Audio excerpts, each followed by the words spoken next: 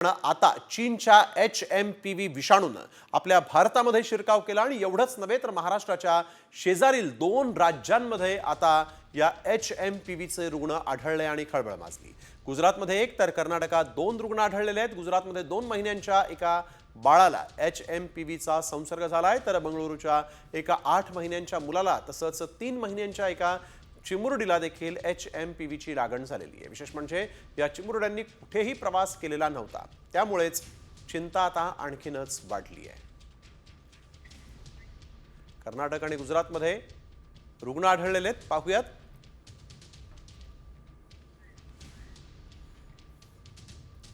कर्नाटकमध्ये 2, गुजरातमध्ये 1 असे HMPVचे रुग्ण आढळलेले आहेत। HMPV विषाणूची सर्वाधिक केसेस जे आहेत त्या 5 वर्षांपेक्षा लहान मुलांमध्ये सर्वाधिक प्रमाणात दिसत आहेत। रोगप्रतिकारक शक्ती विकसित झाली नसल्याने संसर्गाचा धोका जास्त आहे। HMPV हा विषाणू मुलांच्या फुफ्फुसामध्ये हवेद्वारे प्रवेश करतो। लहान मुलांच्या फुफ्फुसांना सहज संसर्ग होतो, मुलांना श्वास घ्यायला त्रास होतो। दमा किंवा ब्रॉन्कायटिस सारख्या आजार असलेल्या मुलांना याचा सर्वाधिक धोका आहे।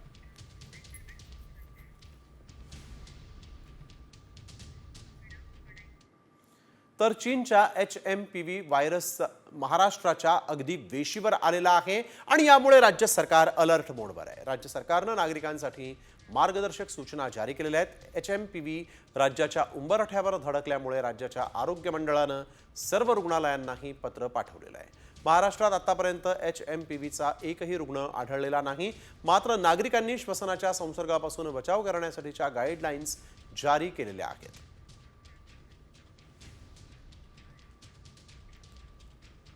डोळे, नाक आणि तोंडाला स्पर्श करणं टाळा। कुणाशी हस्तांदोलन करू नका। सार्वजनिक ठिकाणी थुंकू नका।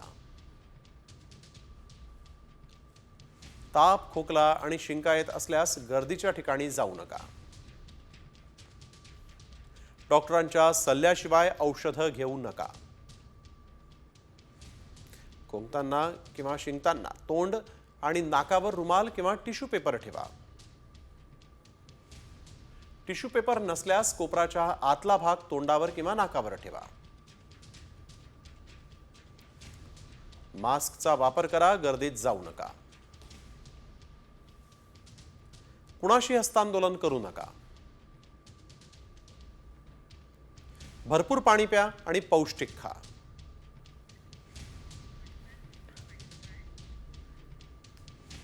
ही काळजी घ्यायची आहे की याचे जे प्रतिबंधक उपाय आहेत हे कोरोनासारखेच आहेत। याच्यामध्ये आपण कुठेही नाकातोंडाला हात लावण्यापूर्वी हात साबण पाण्याने किंवा सॅनिटायझरने स्वच्छ धुवावेत। त्याचप्रमाणे आपल्याला मास्क लावण्याची गरज आहे। गर्दी टाळा। हे आता थंडीचे दिवस आहेत, अनेक ठिकाणी पार्ट्या, समारंभ, लग्न समारंभ असतात, तर अशा ठिकाणी मास्क वापरावा, म्हणजे तो तुम्हाला त्रास होणार नाही।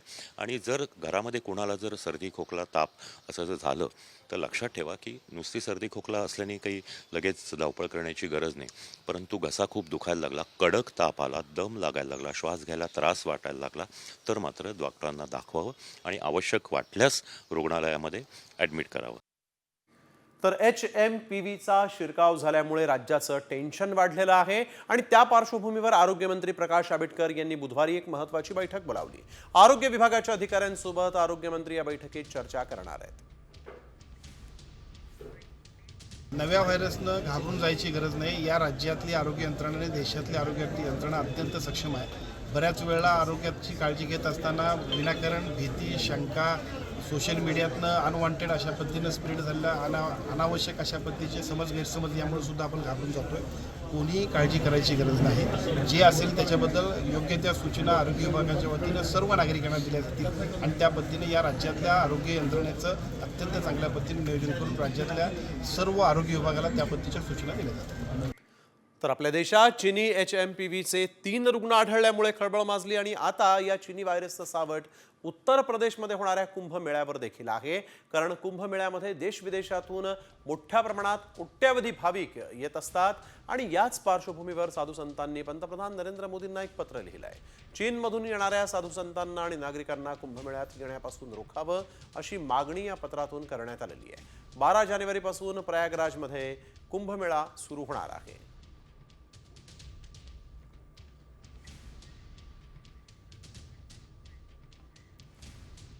श्रीमान नरेंद्र मोदी साहेबांशी पत्रव्यवहार करून त्यांच्याकडे विनंती केली आहे की चीनमधून येणारे सर्व विमानं हे रद्द व्हावेत आणि सुमारे 100 वर्षानंतर पूर्ण कुंभ प्रयाग येथे होत आहे आणि या पर्वणीचा सर्व भाविक भक्तांना लाभ घेण्यात यावा यासाठी आखाडा परिषदेने ही काळजी घेतलेली आहे.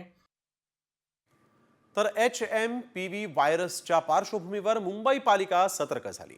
मुंबईमध्ये HMPV व्हायरसचा कोणताही रुग्ण आढळलेला नाही. दरम्यान पालिकेच्या सार्वजनिक आरोग्य विभागानं नागरिकांना सूचनांचं पालन करण्याचं आवाहन केलेलं आहे. कोरोनासारख्या HMPV व्हायरसनं भारतात शिरकाव केलेला आहे.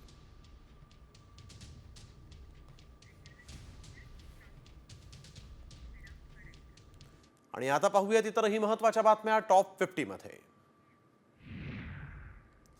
चीननंतर HMPV विषाणूने मलेशियामध्ये हाहाकार माजवलाय. मलेशियातल्या रुग्णालयांमध्ये HMPV रुग्णांची संख्या वाढली. लहान मुलं आणि वृद्धांना HMPVची लागण होत आहे. HMPV व्हायरसच्या पार्श्वभूमीवर महाराष्ट्राचा आरोग्य विभाग सतर्क झालेला आहे. सर्दी आणि खोकल्याच्या रुग्णांचं नियमितपणे सर्वेक्षण करा असे निर्देश राज्याच्या आरोग्य विभागानं दिलेले आहेत. तसंच नागरिकांनी सावधगिरी बाळगावी अशाही सूचना आरोग्य विभागानं दिल्या आहेत.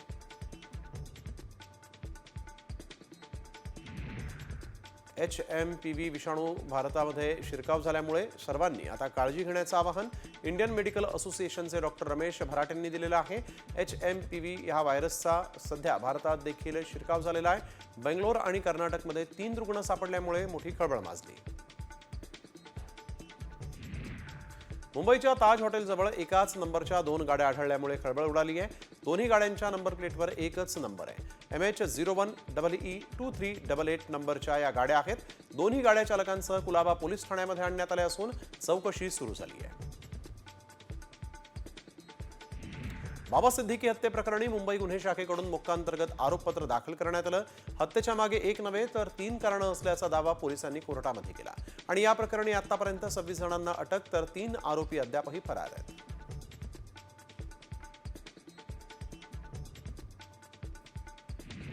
माढ्याच्या दारफळ गावात फ्री स्टाईल हाणामारी पाहायला मिळाली. दारफळ गावच्या ग्रामपंचायत कार्यालयासमोर ही हाणामारी झालेली आहे. या मारहाणीचा व्हिडिओ सोशल मीडियावर व्हायरल झाला. एकमेकांना मारहाण करणारे दोघे वाळू माफिया असल्याची माहिती समोर आली आहे.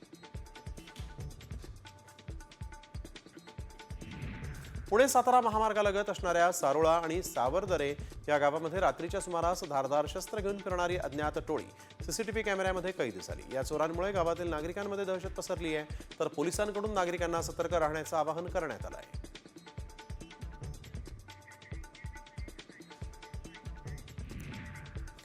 पुणे पोलीस आयुक्तांनी गुंड आणि गँग्सना आता इशारा दिलेला आहे. कुणाचीही मस्ती खपवून घेतली जाणार नाही असा इशारा पुणे पोलीस आयुक्त अमितेश कुमार यांनी दिलाय. बळाचा वापर करत असाल तर शहर सोडून जा, अन्यथा 7 जन्म लक्षात राहील अशी कारवाई करू असा इशारा आयुक्तांनी दिलेला आहे. आणि जरी समाजात काही अवैध दारूचे धंदे चालत असतील, काही गांजाचे विक्री आणि कन्झम्पशन चालत असतील, काही बेकायदेशीर हुक्का पार्लरचे असतील, बार, साहेब आम्ही त्या दृष्टिकोनातून पूर्णपणे आमचे 0 टॉलरन्स आहे. अशा प्रकारचे अवैध गोष्टी आणि अवैध धंदेवरून जे लोकांना मस्ती आलेली आहे किंवा काही गँग चालून काही लोकांची दमदाटी करून काही खंडणी आणि इतर प्रकारचे काही गोष्टी करत असतील किंवा कोणी बलाचे जोरवर जमीन खाली करण्याची किंवा घर खाली करण्याची मनात ज्यांना शंका अशा प्रकारचे जे इच्छा असतील, कृपया करून हे शहर सोडून निघून जायचे.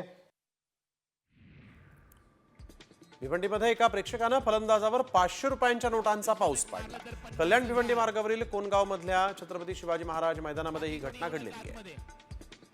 A1 पवनच्या बॅटिंग साठी दिलेले आहेत. काश्मीरमध्ये आजही बर्फवृष्टी होण्याची शक्यता आहे. कुलगाम, बांदीपुरा, गुलमर्गमध्ये बर्फाची चादर पसरली. काश्मीरच्या अनेक भागांमध्ये हाडं गोठवणारी थंडी पाहायला मिळते. नागरिक शेकोट्यांचा आधार घेत आहेत.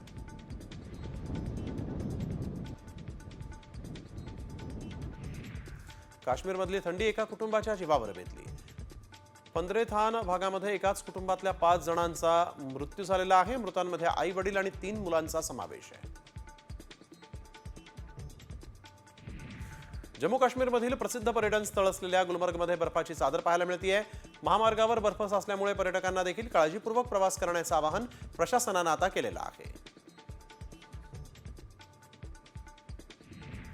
अरुणाचल प्रदेशमध्ये गोठलेल्या तलावावर 4 पर्यटक चालत असताना अचानक बर्फ तुटल्यानं त्यातच हे पर्यटक अडकले होते. दरम्यान अथक प्रयत्नानंतर चौघांनाही वाचवण्यात पर्यटकांना यश आलंय.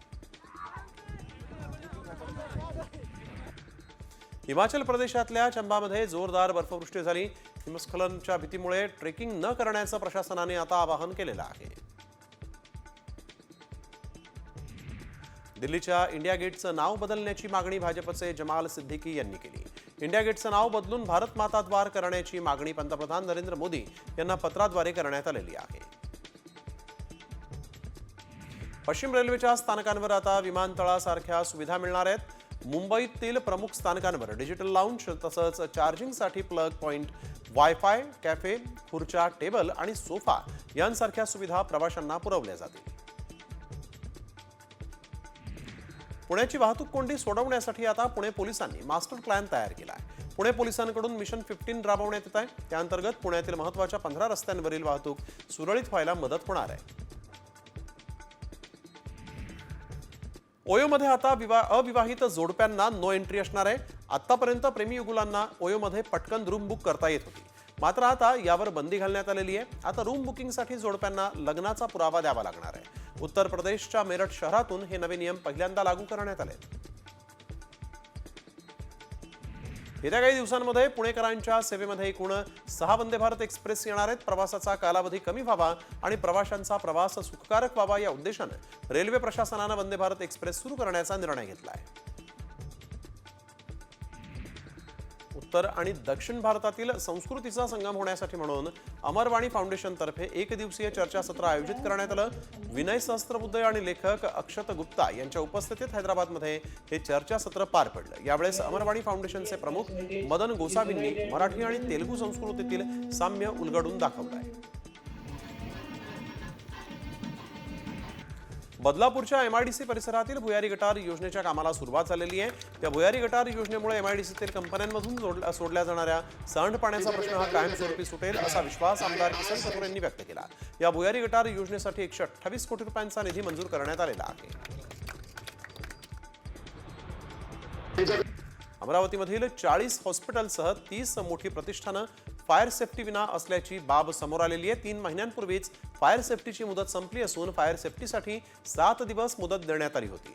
यापूर्वी फायर सेफ्टी नसल्यामुळे अनेक ठिकाणी आगीच्या मोठ्या घटनाही घडलेल्या आहेत. पुण्याच्या भोर तालुक्यातल्या दुर्गम वाकांबे जिल्हा परिषद शाळेच्या भिंती बोलक्या झालेल्या आहेत. सायबेज आशा संस्थेच्या 35 उत्साही अभियंत्यांनी शाळेच्या भिंती रंगवल्या आहेत. शाळेच्या भिंतींवर विज्ञान, गणित आणि सामान्य ज्ञान यावर आधारित रंगीत आणि शैक्षणिक अशी चित्र रेखाटण्यात आलेली आहेत.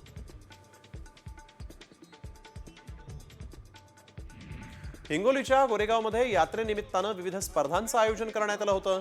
तब्बल 10 वर्षांनंतर पहिल्यांदाच या यात्रेत बैलगाडा शर्यत आयोजित करण्यात आली होती. 50 पेक्षा अधिक बैलगाडा चालकांनी यावेळेस सहभाग घेतला होता.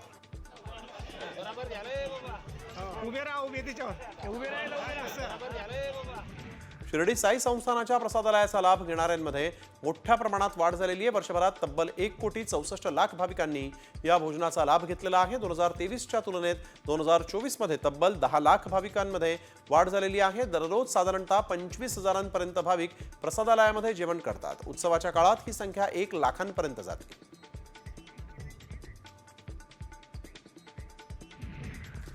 पुण्याहून हैदराबादला निघालेल्या दीपक काटे नावाच्या प्रवाशाच्या बॅगमध्ये पिस्तूल आणि 28 जिवंत काडतुसं आढळून आली.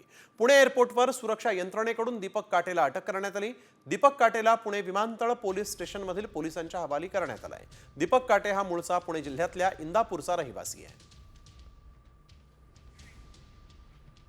ही बंदूक आणि ही काडतुसं घेऊन हा नेमका कुठे निघाला होता हा प्रश्न आहे. दीपक काटे नावाच्या या प्रवाशाला आता पोलिसांनी ताब्यात घेतलेलं आहे. त्याची चौकशी सुरू झाली आहे. बॅगेमध्ये पिस्तूल आणि 28 जिवंत काडतुसं घेऊन दीपक काटेनं पुणे ते हैदराबाद असा प्रवास केला आणि पुणे विमानतळावर त्याला आता ताब्यात घेण्यात आलं आहे.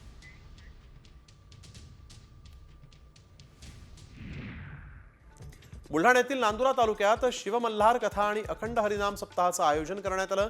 या कार्यक्रमामध्ये 28 फूट बाय 35 फूट हुबेहूब महाकुंभमेळ्याची रांगोळी काढण्यात आली आहे. रांगोळी साकारण्यासाठी म्हणून 3.5 क्विंटल रांगोळी आणि 7 तास इतका वेळ लागला. कुंभमेळ्यासाठी विशेष ट्रेन ही पुण्यातून सोडण्यात येणार आहे. 15 जानेवारीला रात्री 10 वाजता ही गाडी सुटणार आहे. पुणे, वाराणसी, प्रयागराज, अयोध्या आणि पुन्हा पुणे असा मार्ग निश्चित करण्यात आलेला आहे.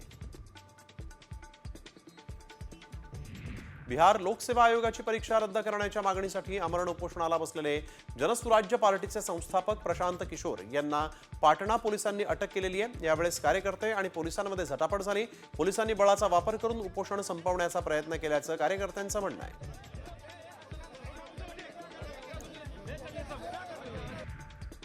अभिनेता शाहरुख खान याच्या बांद्रे येथील मन्नत बंगल्यावर आणखीन 2 मजले वाढणार आहेत. राज्याच्या पर्यावरण विभागानं नुकतीच याबाबतच्या प्रस्तावाला मंजुरी दिलेली आहे. त्यामुळे बंगल्याच्या विस्तारीकरणाची शाहरुखची मन्नत अखेर पूर्ण होणार आहे.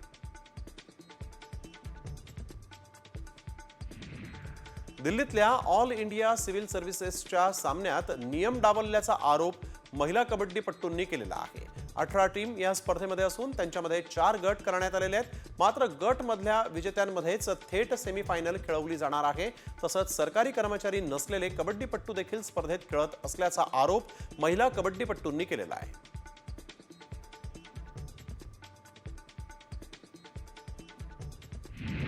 सरपंच हत्येप्रकरणी धनंजय मुंडेंनी मंत्रिपदाचा राजीनामा द्यावा अशी मागणी विरोधकांनी केली आणि याच पार्श्वभूमीवर धनंजय मुंडेंनी अजित पवारांसमोर आपली बाजू मांडल्याची माहिती मिळते. विरोधकांच्या आरोपांवर मुंडेंनी अजित पवारांसमोर खुलासा केलेला आहे. सरपंच प्रकरणाशी आपला संबंध नसल्याचं मुंडेंचं म्हणणं आहे. सरपंच हत्येप्रकरणी विजय वडेट्टीवार यांनी धनंजय मुंडेंवर गंभीर आरोप केलाय. आरोपींवर मुंडेंचा वरदहस्त असल्याचं वडेट्टीवार यांनी म्हटलंय. तर तपास पूर्ण होईपर्यंत मुंडेंना बिनखात्याचं मंत्री करण्याची मागणी धसांनी केलेली आहे. सरपंच हत्या प्रकरणामध्ये छगन भुजबळांनी अन्न आणि नागरी पुरवठा मंत्री धनंजय मुंडेंचं जोरदार समर्थन केलं. फक्त आरोप होत आहेत म्हणून राजीनामा घेणं चुकीचं आहे असं भुजबळांनी म्हटलं. विरोधकांकडून मुंडेंच्या राजीनाम्याची मागणी केली जाते. मंत्री धनंजय मुंडे राज्यात जाणून बुजून जातीय तेढ निर्माण करायला लागलेत असा आरोप मनोज जरांगे पाटील यांनी केलेला आहे. तसंच मुंडे ओबीसी नेत्यांना फोन करून स्वतःच्या मागे उभं राहायला सांगतायत आणि मी गरिबांसाठी लढणार आहे, मागे हटणार नाही अशी घोषणाच जरांगे पाटलांनी यावेळेस केली. बीड सरपंच हत्येप्रकरणी सर्वपक्षीय शिष्टमंडळानं राज्यपालांची भेट घेतली आणि यावेळेस मंत्री धनंजय मुंडेंचा राजीनामा घ्यावा अशी मागणी करण्यात आली. या शिष्टमंडळामध्ये संभाजीराजे छत्रपती, खासदार बजरंग सोनावणे, आमदार अंबादास दानवे, विजय वडेट्टीवार, संदीप क्षीरसागर, सुरेश धस तसंच ज्योती मेटे यांचाही समावेश होता. संतोष देशमुख हत्या प्रकरणातील आरोपी जयराम चाटे हा महेश केदार, प्रतीक घुले या तिघांच्या पोलीस कोठडीत आता वाढ करण्यात आलेली आहे. तिन्ही आरोपींना 18 जानेवारीपर्यंत पोलीस कोठडी सुनावण्यात आलेली आहे. तर खंडणी आणि खून प्रकरणातील आरोपी विष्णू चाटे याच्या पोलीस कोठडीत 10 तारखेपर्यंत वाढ करण्यात आलेली आहे. शरद पवारांनी थेट मुख्यमंत्री देवेंद्र फडणवीसांना सरपंच हत्ये प्रकरणामध्ये लक्ष घालण्याची विनंती केली. सरपंच देशमुखांच्या हत्येला महिना होत आला तरी मारेकरी मोकाट आहेत अशी जनभावना असल्याचं पवारांनी या पत्रामध्ये म्हटलंय. तसंच प्रकरण लावून धरणाऱ्या लोकप्रतिनिधींना संरक्षण द्या अशी मागणीही करण्यात आली आहे. सरपंच संतोष देशमुख हत्या प्रकरणाच्या चौकशीसाठी स्थापन केलेल्या एसआयटी टीममधून तिघांना काढण्यात आलं. एपीआय महेश विघ्नेसह दोघांना एसआयटीतून काढण्यात आलेलं आहे आणि यामध्ये हवालदार मनोज वाघ यांचाही समावेश आहे. सरपंच संतोष देशमुख हत्या प्रकरणामध्ये प्रामाणिक अधिकारी चौकशीसाठी नेमावेत. शहाजी उमब यांच्यासारखे अधिकारी नेमा. माजी खासदार संभाजीराजे छत्रपती यांनी या संदर्भातली मागणी केली आहे.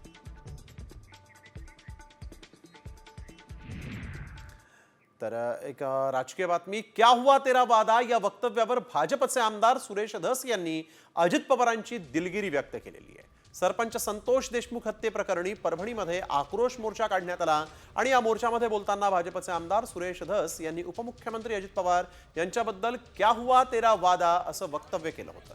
त्यानंतर राष्ट्रवादी अजित पवार गटाचे नेते चांगलेच आक्रमक झाले. आता या प्रकरणात सुरेश धस यांनी दिलगिरी व्यक्त केली आहे.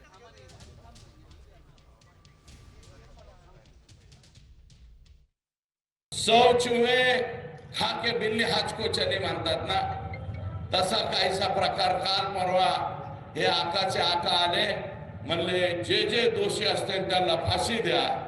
पण आधी नीट वागायचं कोणी सांगायचं. आणि अजित दादा क्या हुआ तेरा वादा, अजित दादा तेरा वादा क्या हुआ रे, काय को इसको अंदर लिया.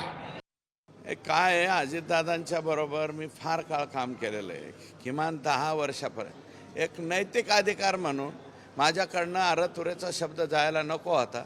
जरी गेला असला तरी मी त्याच्या बाबतीमध्ये दिलगिरी व्यक्त करतो. आणि दादांना मला वाटतं त्याचा राग येणार नाही.